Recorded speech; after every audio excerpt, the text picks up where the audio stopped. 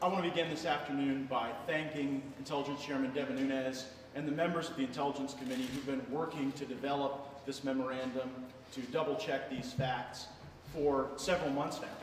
And while this information is only coming to light for the American people today, I think it's important to note the tremendous service that members of the Intelligence Committee and Chairman Nunes have provided to the country by really vetting through all of these facts and ensuring that they are reliable and available to the American public. Also want to thank Oversight Chairman Trey Gowdy and Judiciary Chairman Bob Goodlatte. As many know, the FISA process falls under the jurisdiction of the Judiciary Committee. I serve on that committee, and I would expect that in the coming days and weeks there would be activity in the Judiciary Committee to deal with many of the revelations that have come forward. I wanted to provide my initial reaction because so many of us have been harboring our concern for as long as we've been aware of these facts. And here's what we know now as a consequence of this memo. The Democratic Party paid money to the Perkins law firm. The Perkins law firm then hired Fusion GPS, Christopher Steele and Glenn Simpson, and they also hired Nellie Orr, the spouse of a senior Justice Department official, Bruce Orr. Christopher Steele then went and drummed up this fake dossier, and then Nellie Orr's role was to get this into the hands of her husband, who, despite the fact that his silo includes drug interdiction and anti-narcotics endeavors, somehow was then meeting with Christopher Steele and Glenn Simpson before and after the election. So Nellie Orr gets the information from Fusion GPS. Bruce Orr valets this dossier into the FBI, into the Justice Department, and it gets worse from there. This dossier was used as the basis for a FISA warrant to spy on American citizens associated with the Trump transition. You don't have to believe me. Believe Andrew McCabe. Andrew McCabe gave testimony that said, but for this dossier, there would never have been a FISA warrant to spy on Carter Page. There never would have been spying on members of the Trump transition team. This dossier was the foundational basis for spying on American citizens. That's Andrew McCabe's testimony. And when the dossier was served up to the FISA court, how was it authenticated?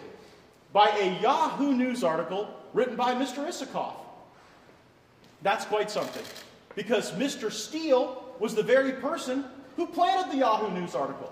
So you've got a dossier funded by the DNC, harvested by Christopher Steele, walked into the Justice Department by the spouse of someone who'd been hired with the very same money, and then you've got Mr. Isikoff's article, planted by Christopher Steele as the foundational basis to bring this matter before a FISA court. Now, the FBI had authorized payment to Christopher Steele, but they never made that payment because they learned that Steele had broken the cardinal rule of talking to the media while working with the FBI on these matters. So they deauthorize the payment. They don't render the payment. But then what's even more outrageous is that for the next period of renewals, multiple renewals, you had the FBI and the Department of Justice certifying to courts information that they knew was built on a false premise, that they knew was validated by an article of someone that they couldn't pay because they found it to be unreliable and breaking protocol. We need to ask questions about who signed these FISA renewals, who made these original applications based on false premises. And to my knowledge, this is the first time in American history that the FBI and Justice Department have been weaponized through the actions of a political party, of the DNC paying the Perkins law firm to pay Christopher Steele and Nellie Orr to get this information converted from a political opposition research document into an intelligence document. That's why I'm outraged.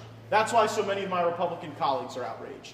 But we should use this moment not to pat ourselves on the back or to score political points, but to honestly ask the question about our intelligence protocols and about the extent to which the highest levels of our government are vulnerable to politicization and outside influence.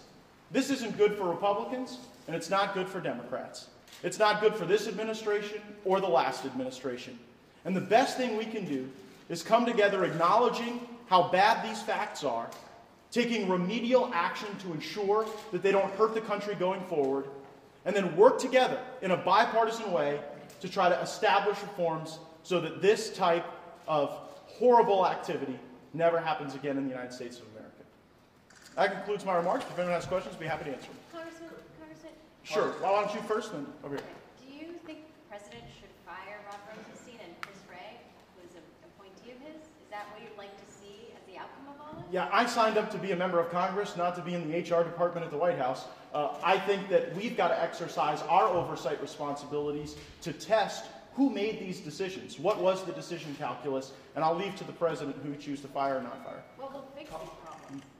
I think legislation would be helpful. I think that when we have this type of injection of political information into an intelligence process, having stronger notice requirements to the Congress, having more eyes on the facts would ensure that it didn't happen again. Yes?